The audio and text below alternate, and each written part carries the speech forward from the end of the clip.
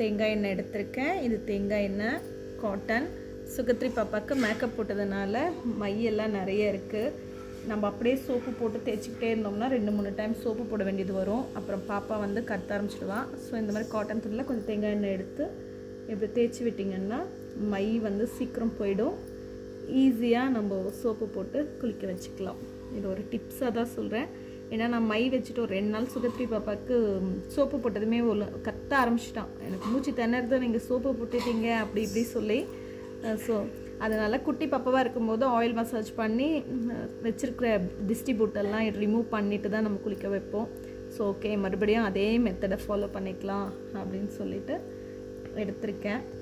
இந்த டிப்ஸு உங்களுக்கு ஆல்ரெடி தெரிஞ்சிருக்கும், இருந்தாலும் நான் ஞாபகப்படுத்தினதாக இருக்கட்டும். நீங்களும் இதை ஃபாலோ பண்ணுங்கள். இப்போ ஈஸியாக ரிமூவ் ஆகிடுச்சு. ஆயில் மட்டும்தான். ஸோ சோப்பு போட்டு ஆயிலை எடுத்துடலாம். இப்போ சுகத்ரி பாப்பாவுக்கு வச்சுருந்த மையெல்லாம் காணாமல் போயிடுச்சு. திரும்ப குளிச்சுட்டு திரும்ப மேக்கப் போட்டுக்கலாம். கொஞ்சம் காட்டன் தேங்காய் எண்ணெய் போதும்.